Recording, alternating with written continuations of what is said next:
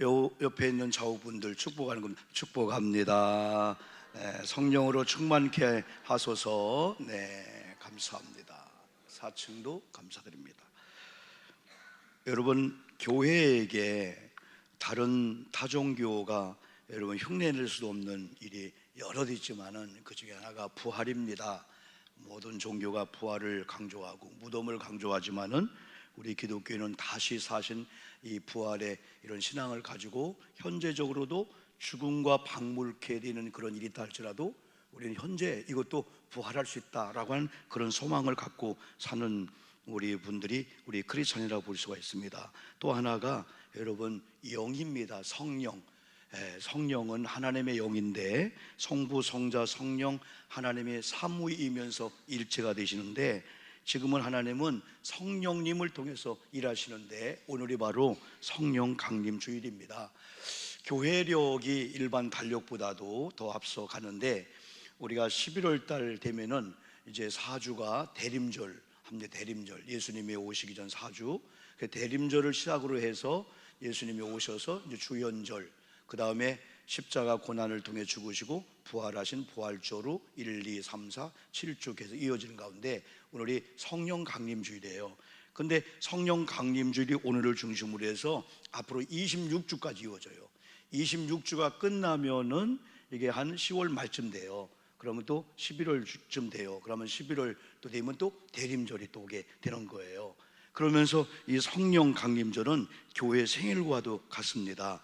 또한 교회 이런 태동을 보통 우리가 마태복음 16장 16절부터 이런 18절에서 이 반석 위에 내 교회를 세우리니 했을 때 그 반석이 베드로가 아니고 베드로가 고백한 신앙 고백, 주는 그리스도시요 살아계신 하나님의 아들입니다라고 하는 베드로의 고백을 들으시고 이 고백 위에 내 교회를 세우리니 하면서 교회라는 말이 첫 번 등장합니다. 그리고 오늘 읽은 사도행전 2장과 3장, 4장의 이 성령 강림을 통해서 교회가 세워졌다고 한다면은 성령 강림절과 성령은 매우 중요합니다. 예수님께서 승천하시면서 두 가지를 약속하셨는데 그 중에 하나가 너희들을 눈으로 본 그대로 내가 다시 오겠다는 재림의 약속과 또한 성령을 보내주겠다라고 하는 성령에 대한 이 약속이었습니다. 초대교회 성도님들은 이 약속을 붙잡고 약속의 지정한 장소에 모여 전혀 기도에 힘쓰다가 성령의 임하심을 그들이 경험합니다. 초대교회 성령의 역사는 짐작할 수 없는 상상 그 이상의 대단한 그 역사를 일으켰습니다. 성령의 행전이라고도 하는 이 사도행전의 역사를 보고 누가가 사도행전을 기록할 때 많은 인물이 등장하지만은 특별히 1장부터 12장까지는 베드로를 중심으로 해서 하나님의 거룩한 복음이 역사합니다. 13장부터 마지막 28장까지는 바울을 중심으로 놀라운 역사를 기록합니다. 먼저 오늘도 베드로가 성령 받고 설교하는 그 장면입니다. 베드로가 설교할 때 복음을 전할 때 3,000명씩 회개하고 돌아왔습니다. 그 당시에 한 명, 두 명이 예수님 믿고 유대인들이 개종하는 것은 때로는 여러분의 모든 나라의 이익을 포기해야 되는 핍박과 때로는 죽음도 감옥도 갈 수밖에 없는 그런 불이익이 있는 그런 시대에 3,000명이 돌아왔다라고 하는 것은 하나님의 영광이고 기쁨이지만은 또 유대인이나 관리인들, 종교 지도자들에게서는 충격적인 일입니다. 큰일 났다. 우리가 예수를 죽였는데 예수의 복음이 되살아나? 이런 이제 역사들이 바로 일어나게 되는 거죠.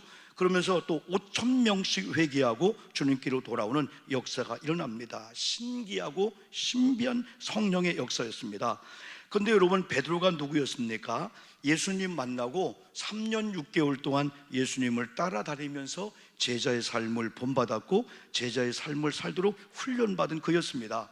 그럼에도 불구하고 막상 예수님께서 십자가에 못 박혀 죽는다고 하니까 항변하면서 절대 그런 일이 예수님께 일어나지 않을 것이고 그런 일이 일어난다면 자기가 예수님을 보호하며 그냥 두지 않겠다는 거죠. 그러면서 주님을 따랐던 제자들이 예수님의 그런 고난당할 때 다 흩어진다 할지라도 저는 절대적으로 주님을 떠나지 않겠습니다 하면서 다른 사람을 떠난다고 받고 자기는 떠나지 않는다고 자만심을 여러분 가졌습니다. 그때 예수님께서 제자를 향하여 너희도 떠나느냐 하실 때 베드로는 단호하게 영생의 말씀이 주님께 있는데 우리가 어디로 가오리까, 이런 고백을 할 줄 아는 이런 베드로였습니다. 그러나 예수님께서 십자가의 죽음을 앞두고 가야바 법정에서 신문을 당할 때 예수님 눈길이 있는 그 근처에 따라갔다가 소녀 앞에서 3번씩이나 나는 저 예수를 모른다, 저 예수와 나는 상관이 없다고 부인하고 도망갑니다. 이런 비겁한 베드로였습니다. 이런 베드로가 부활하신 예수님을 만납니다. 약속한 성령을 받습니다. 그리고 베드로가 달라졌습니다. 성령 받기 전에 베드로와 성령 받은 이후의 베드로의 모습은 확연하게 달라졌습니다. 오늘 2장 14절 그 유명한 베드로의 설교입니다. 본문은 요엘서 2장 28절부터 요엘 선지자가 말씀한 그 말씀을 본문으로 해서 베드로가 설교를 하는데, 거기 있는 수많은 사람들이 가슴을 치면서 말씀을 들으며 마음에 찔려서 가슴을 치면서 우리가 어떻게 해야 됩니까? 우리가 어떻게 해야 됩니까? 하나님의 말씀이 내 속에 죄를 드러내고 하나님 말씀이 내가 의롭지 못한 걸 막 드러낼 때 우리가 어떻게 해야 구원을 받고 어떻게 해야 우리가 알게 모르게 지은 죄를 회개합니까? 라고 하는 회개 쪽에 강력한 이런 역사가 일어납니다. 이때 38절에서 회개하여 각각 예수 그리스도의 이름으로 세례를 받고 죄 사함을 받으라, 그리하면 성령을 선물로 받으리니, 베드로의 설교는 강하고 확신 있게 여러분 증거되었습니다. 41절 그 말을 받은 사람들은 세례를 받음에 이날의 신도의 수가 3천여 되었더라. 신비한 것은 회개하고 예수 그리스도를 믿으라는 이 복음 앞에서 그들은 철저히 자신을 회개하는데 어떤 역사가 있냐? 사도행전 3장 19절 너희가 회개하고 돌이켜 너희 죄 없이 함을 받으라. 이같이 회개해서 죄 없이 함 용서함을 받는 순간에 여러분은 새롭게 되는 날이 이제부터 앞으로부터 이럴 것이요, 예전에 개정 그 이전의 성경은 유쾌한 상쾌한 날이, 그동안은 뭔가 짓누르고 뭔가 불쾌하고 뭔가 마음이 눌려 살았는데 회개했더니 죄의식이 사라지고 죄 용서받았더니 아주 상쾌하고 유쾌한 새롭게 되는 날이 주님 앞으로부터 이를 것이라 하는 회개에 대한 용서와 더불어서 우리에게 죄의식이 사라진 상태가 얼마나 상쾌하고 얼마나 여러분 쾌감 있고 기쁨과 그 모습을 19절에서 여러분 증거했습니다. 나가서 사도행 4장 4절에서는 말씀을 듣는 사람 중에 믿는 자가 많으니 남자의 수가 5,000명이었더라. 그 당시에 숫자를 셀 때 여성을 셀 수밖에 없었어요. 지금과 똑같이로 여성이 많았어요. 그런데 장정만 5,000명이었다, 오병이요. 또 여기 남자만 5,000명이었다 했을 때 많은 신학자는 적어도 여인들과 여성들과 어린아이를 볼 때 최소한도 2만 명 이상을 보는 거예요. 5,000명이 돌아왔다 하는 것은 상상할 수 없는 그런 구원의 그런 역사입니다. 초대교회 놀라운 부흥의 역사가 지금 일어나고 있습니다. 이런 가운데 강력한 핍박이 시작됩니다. 복음을 전하다가 감옥에 할 위협도 당합니다. 여러분, 성령이 임하면서 이제 성령의 인도를 받으면서 복음을 증거하면서 막 구원의 역사와 더불어 막 기쁨과 좋은 일이 막 있어야 되고, 안 믿는 자가 과연 하나님이 살아있다라고 하면 돌아오야 되는데, 오히려 관리나 그 당시에 종교 지도자들은 여러분 예수 그리스도의 이 복음이 또 전파될까 봐서 이들에게 위협을 주고 핍박을 가하기 시작합니다.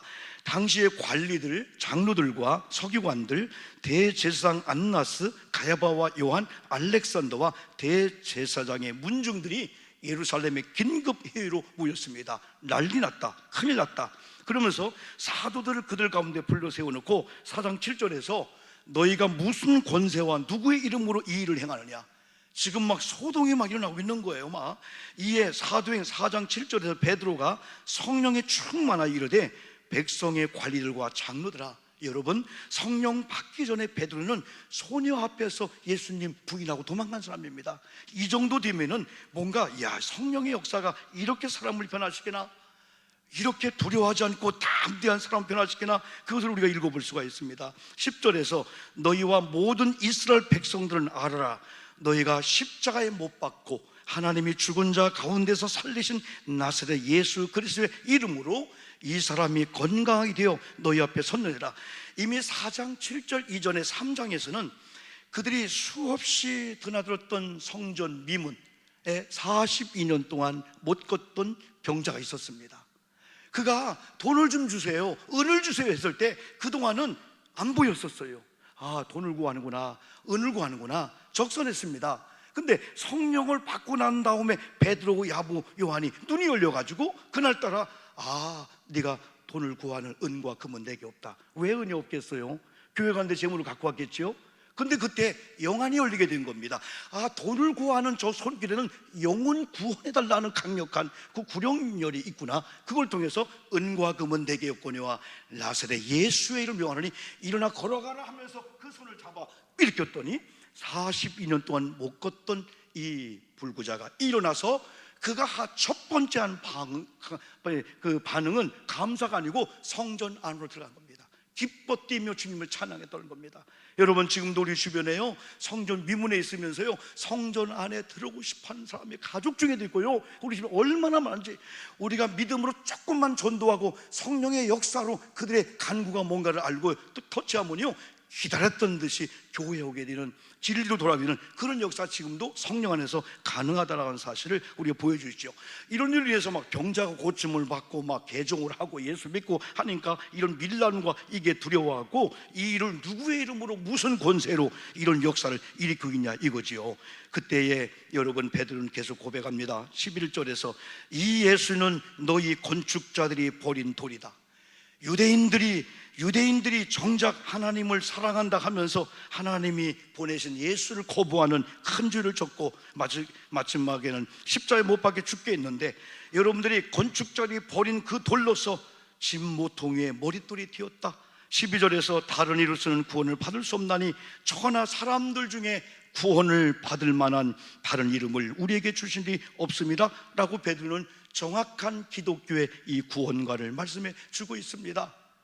여러분, 우리 주변에 어느 목사님이 여러분 어제 불탄일 석가모니에 오신 날 되어서 절에 가서 여러분 그 자비에 대해서 얘기를 한 것 같아요. 물론 우리가 이웃을 돕는데 선한 일을 같이 할 수 있습니다. 그런데 만약에 우리가 여기에도 구원이 있습니다, 여기도 구원이 있습니다, 여기도 구원이 있습니다 라고 하는 범신론주의, 종교다원주의 얘기한다면 이건 큰일 날 소리죠. 우리는 다른 건 다 타협하고 다른 건 양보하고 함께 할 수 있습니다. 스님과 옆에 앉을 수 있습니다. 그러나 구원만큼은 타협의 대상이 아닙니다. 왜? 성경은 분명하게 예수 그리스도 외에는 어떤 교주나 어떤 세상에 우리를 미혹하고 있는 그 교주들도, 어떤 그리스도인이라고 말하고 하나님이라고 말하는 사람들도 다 가짜고 그들 죄인이고 그들 지옥 갈 수밖에 없는 영혼이란 이 사실이죠.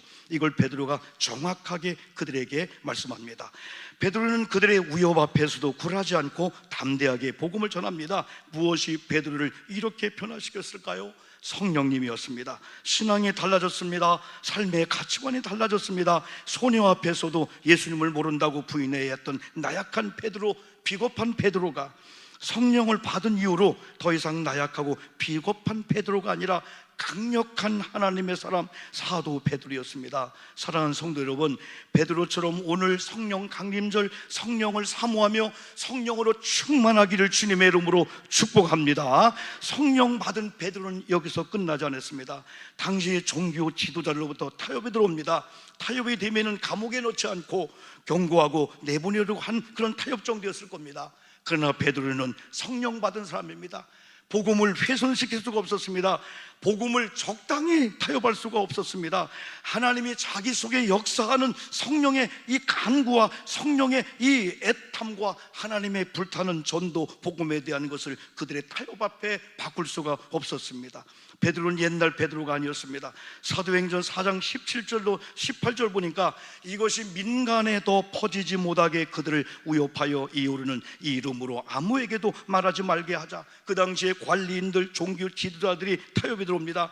그들을 불러 경고하여 도무지 예수의 이름으로 말하지 말고 가르치도 말게 하자. 우리도 신앙생활하면서 이런 여기 올 때가 있습니다. 그러나 어떤 경우라도 하나님 편에 선다면 하나님께서 여러분 편이 되셔서 여러분 결코 억울함 당하지 않고 하나님의 도우심으로 승리하게 될 줄 믿습니다. 베드로는 어떠했을까요?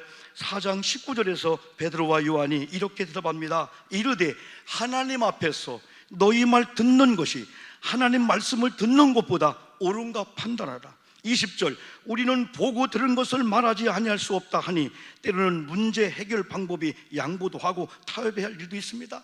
영적인 일에는 때로는 정면 도전해야 됩니다. 어떤 일은 목숨을 걸 필요가 없는 게 있습니다.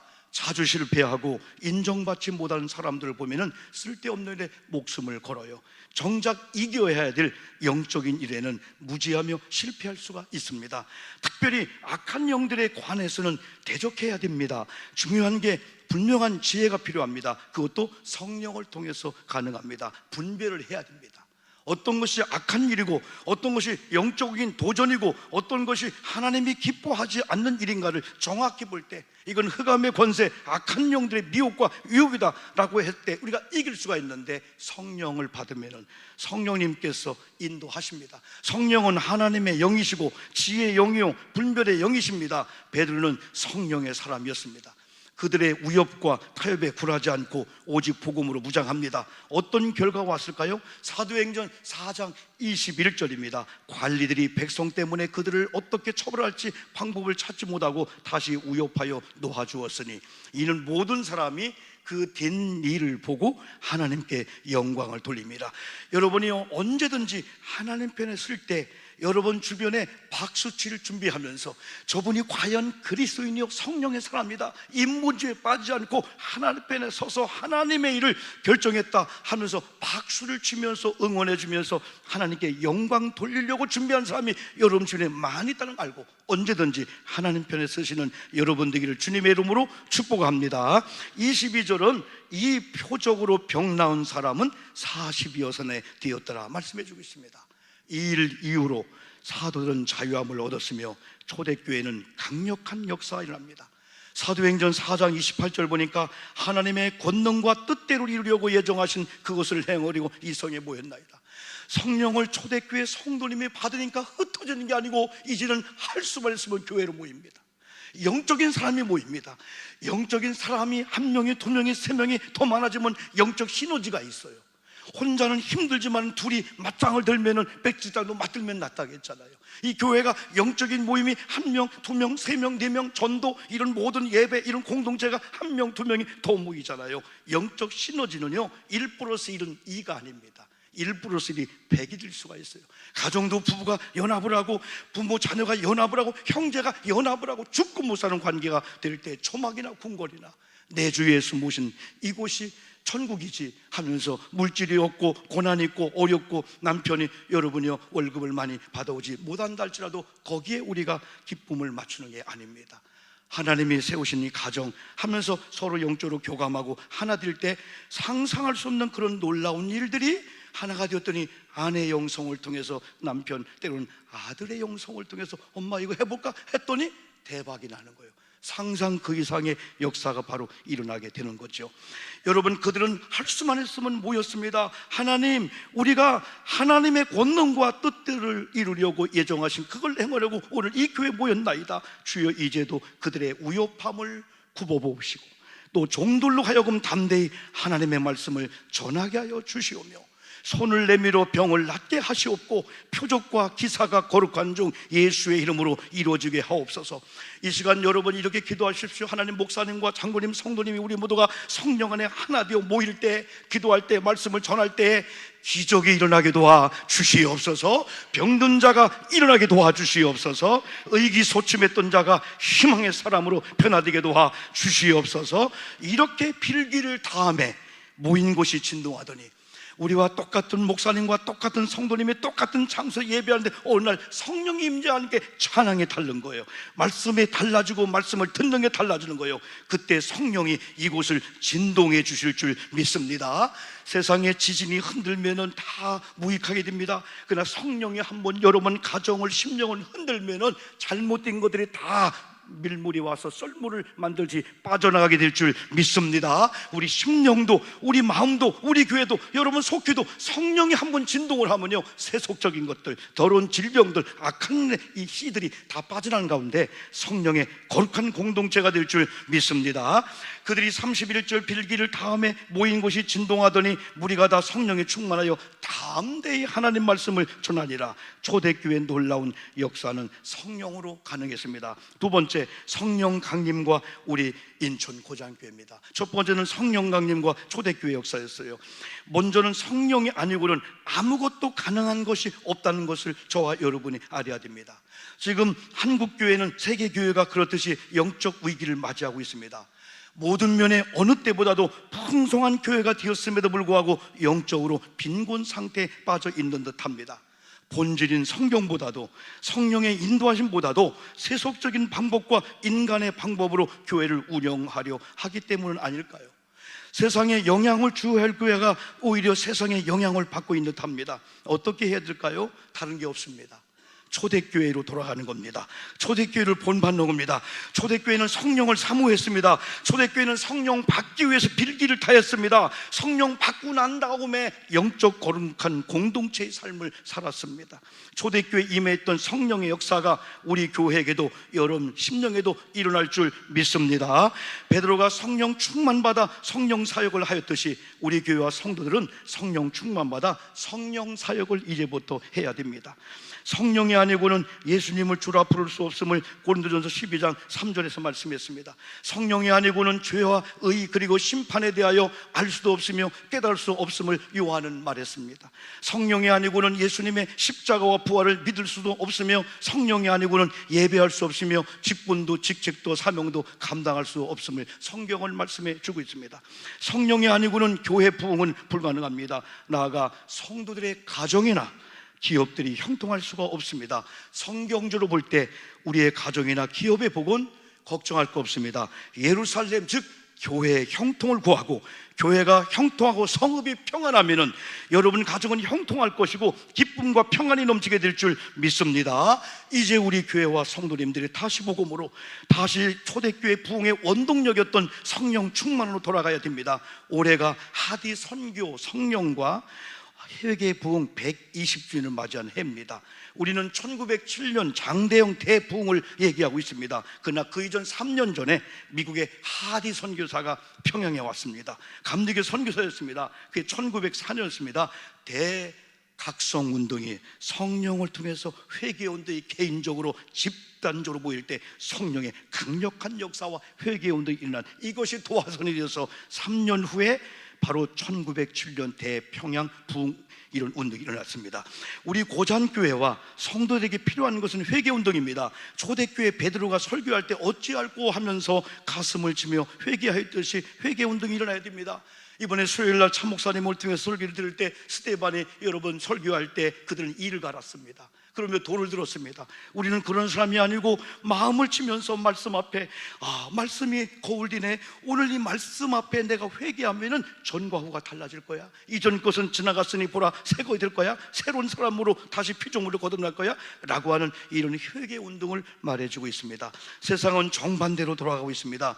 죄인이 없습니다. 잘못했음에도 불구하고 잘못했다는 사람이 없습니다. 그러나 저희 교회와 성도는 주여 제가 잘못했습니다. 저를 용서해 주옵소서. 대한민국의 한국교회가 어려운 것도 제 탓입니다. 우리 가정이 어려운 것도 남편이 아닙니다. 아내가 아닙니다. 제 잘못입니다. 저희가 회개하오니 저를 용서해 주옵소서. 이런 일이 가능한 것도 성령의 임재가 있을 때 가능합니다. 성령님의 역사로 회개운동이 일어나면은 아까 사도행 3장 19절처럼 신비한 것은 무거웠던 짐들이 다 빠져나가면서 여러분의 마음이 상쾌하고, 뭔가 잡으면 될 것 같다, 이런 마음으로 우리 아이들, 우리 남편, 우리 가정 밀어주면 될 것 같다 라고 하는 그런 이런 마음들이 온다는 거죠. 성도님들이 회개하여 죄 용서함에 확신을 얻으면 담대해집니다. 어느 날 성도님들이 약해지는 것은 가정이나 사업장의 어려움이기도 하지만은 사실 아닐 경우가 더 많습니다. 영적인 문제들입니다. 영적으로 죄의식입니다. 참된 영역은 무엇일까요? 하나님 앞에서나 사람들 앞에서 떳떳한 그 자체입니다. 진실하고 정직한 것입니다. 하나님께서는 구원받은 그리스도인들이 죄를 지었음에도 불구하고 성령의 지시를 받아 죄를 알고 고백하고 자백할 때 용서해 주시는 은혜를 베풀어 주기 때문입니다. 성령님은 회개하여 죄 용서받은 성도들의 연약함을 아시고 돌보아 주십니다. 여러분 연약합니까? 부족합니까? 때로는 돈이, 건강이, 사랑이 부족합니까? 성령님은 여러분의 연약함을 아시고 친히 찾아오셔서 여러분에게 강한 손으로, 여러분 앞에 있는 어떤 장애물이 있다면 그 장애물을 주님이 걷어주심으로 거뜬히 가게 되는 그런 역사가, 성령을 받을 때, 성령의 감화 감동을 여러분 순종 따라갈 때, 성령의 임재를 사모할 때 성령께서 오셔서 친히 여러분의 슬픈 현장, 쓰러진 현장, 실패하고 남들이 다 떠나가고 홀로 고독의 밤을 지날 때 성령님은 떠나가지 않고 찾아오셔서 하나님 사랑을, 예수의 사랑을 주면서 여러분의 연약함을 아시고 돌보아 주시는 성령을 받기를 주님의 이름으로 축복합니다. 로마서 8장 26절 한번 읽어볼까요? 이와 같이 성령도, 시작, 이와 같이 성령도 우리의 연약함을 도우시나니 우리는 마땅히 기도할 바를 알지 못하나 오직 성령이 말할 수 없는 탄식으로 우리를 위하여 친히 간구하시니라. 성령님은 여러분의 편이십니다. 성령님은 하나님이 보낸 영입니다. 성령은 여러분이 너무너무 지쳐 쓰러져 말로 기도할 수 없을 때 오셔서 대신 탄식하면서 여러분의 기도를 올려주는 여러분입니다. 성령도 우리 연약함을 도우실 때, 이걸 헬라어로 보니까 순, 안티, 남바노마인데, 순은 함께 내 곁에 계셔서 다정한 모습으로 찾아오시는 성령님, 안티는 건너편에서 내가 할 수 없는 곳에서 내 손이 미치 못한 곳에 서셔서 오라고 하시는 그 주님, 성령. 남바노마이는 번쩍 들어 옮겨준다는 뜻인데, 나의 가장 가까운 곳에서 내 앞에 장애물을, 내가 도저히 감당할 수 없는 무거운 짐을, 여러분들을 힘들게 한 그 모든 것들을 번쩍 들어 옮기면서 목사 누구누구 가, 고잉해, 열렸어, 축복에 들어렸어 라고 도와주는 분이 바로 성령님입니다. 오직 성령은 말할 수 없는 탄식으로 여러분을 위해서 친히 간구하실 뿐 아니라 여러분들은 결코 성령이 돌보시고 성령이 여러분이 연약할 때 함께하기 때문에 고아와 같이 버려두지 아니하신다고 말씀해 주고 있습니다. 요한복음 14장 17절 한번 크게 샤우팅하면서 읽어볼까요? 그는, 시작, 그는 진리의 영이라 세상은 능히 그를 받지 못하나니 이는 그를 보지도 못하고 알지도 못함이라. 그러나 너희는 그를 아나니 그는 너희와 함께 거하시며 또 너희 속에 계시겠습니다. 내가 너희를 고아와 같이 버려두지 아니하고 너희에게로 오리라. 이런 찬양을 우리 찬양팀과 많이 불렀잖아요. 오늘 한번 영상 속에 그 김윤진 간사라고 참 예수 만나고 많은 시련과 어려움을 당했어요. 남편도 이렇습니다. 이럼에도 불구하고 한성교회 찬양 사역자로 다니엘 기도에 간증 나섰던 우리 김윤진 간사와 함께하는 이 찬양에 여러분 같이 호밍으로 혼 따라하면서 한번 가사를 말씀과 결부합시다.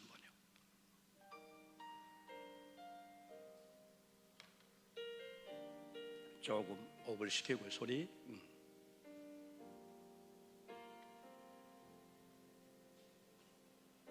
모한 시절 지날 때 깊은 한숨 내쉴 때 그런 풍경 보시며 단식하는 분 있네.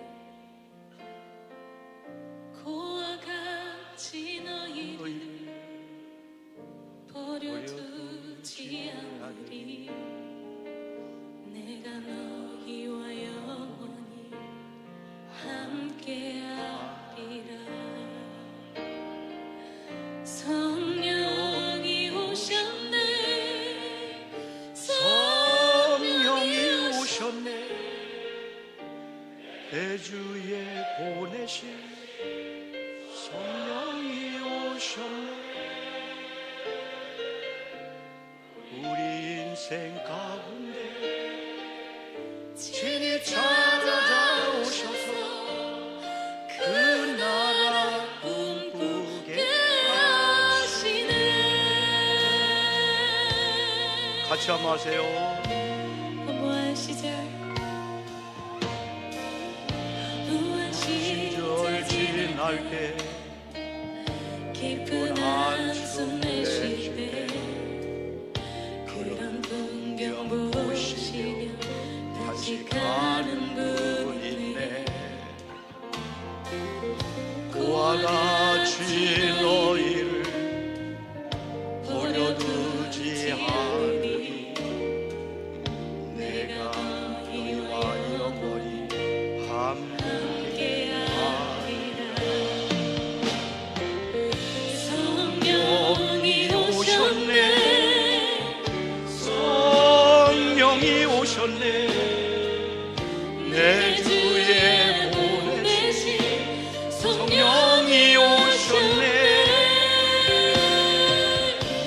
우리 인생 가운데 친히 찾아오셔서 그 나라 꿈꾸게 하시네. 억눌린 자 갇힌 자, 눌린 자 갇힌 자, 자유함이 없는 자, 피난처가 되시는 성령님 계시네. 주의 영이 계신 곳에 참 자유가 있다네. 진리의 영이신 성령이 오셨네. 성령이 오셨네. 다 같이 합니다. 성령이 오셨네. 내 주에 보내신 성령이 오셨네. 우리 인생 가운데 친히 찾아오셔서 그 나라와 꿈꾸시네. 성령이 오셨네. 성령이 오셨네. 성령이 오셨네. 내 주에 보내신 성령이 오셨네. 우리 인생 가운데 친히 찾아오셔서 그 나라 꿈꾸게 하시네. 성령이 오셨네. 성령이 내 주에 오셨네. 보내신 내 주에 보내신 성령이 오셨네. 우리 인생 가운데 친히 찾아오셔서 그 나라 꿈꾸게 하시네. 여기까지만 듭니다. 성령이 오셨습니다. 아멘. 우리 아멘 합시다. 아멘. 따라합시다. 성령님의 임재를 사모합니다. 오시옵소서. 한평생 살다가는 인생 함부로 내 마음대로 실패한 삶을 살 수는 없습니다. 남에게 불이익을 주는 삶을 더더욱 살 수는 없습니다. 신앙생활도 적당히 할 수 없습니다. 우리 제대로 배우고 멋진 성도의 삶을 삽시다. 가능한 일은 성령님의 임재를 사모한 일입니다. 성령님의 임재는 찬양할 때, 기도할 때, 설교를 들을 때, 예배할 때 임합니다. 성령님은 우리가 잘 알지 못하여도 하나님의 영이시고 인격적인 영이신지라 구원받은 성도님들이 사모할 때 임재하셔서 여러분 속에 오셔서 친히 여러분이 힘들고 지쳐 어려울 때 사람은 떠나도 성령은 친히 여러분의 삶에 찾아오셔서 간섭하는데 성가시게 하는 게 아니에요. 여러분이 힘든 여러분을, 지친 여러분들을 일으켜 세우면서 할 수 있는 사람으로 바꿔주는 이 성령입니다. 성령의 위대한 사람들, 우리 주변에 진한 감동을 주면서 신앙생활하는 사람들, 끝까지 변함없이 하나님이 지정한 자리에서 충성을 다하는 성도님들의 공통점은 구원의 확신이 있었습니다. 성령의 임재와 성령의 다스림에 전적으로 순종한 삶을 살았습니다. 지금은 한국교회가, 아니 우리 교회가 할 일은 오늘 본문의 초대교회로 돌아간 일입니다. 그래서 베드로처럼 초대교회 사도들처럼 성령 충만으로 지금까지 어떻게 살아왔냐, 별 문제가 안 됩니다. 지금까지 어떻게 살아왔고 어떻게 신앙생활을 했다 할지라도, 실패 연속 힘들고 어렵게 살아왔다 할지라도 성경이 말한 성령으로 돌아가는 일입니다. 성령이 말하게 하심을 따라 순종함의 삶을 사는 겁니다. 성령보다 앞서지 않는 겁니다. 성령의 감동이 없이는 내가 이제부터는 한 발자국도 움직이지 않겠다. 우리 교회가 저와 여러분이 하나님을 위하여 일하면은 계속 제가 여러분 말씀한 대로 하나님은 성령님을 통하여 우리를 위하여 일해 주실 줄 믿습니다. 따라합시다. 주여, 주여, 이 시간에 성령의 단비를 내려 주시옵소서. 살아계신 성령님께서 채워주실 줄 믿습니다. 여러분 고쳐주실 줄 믿습니다. 여러분 받아주실 줄 믿습니다. 하늘문을 여시고 닫혔던 여러분 비가 내려오듯이 축복의 단비인 성령의 비가 내려 저를 촉촉하게, 여러분을 촉촉하게, 여러분의 삶이 윤택하고 기름지게 해주실 줄 믿습니다. 아멘. 찬양.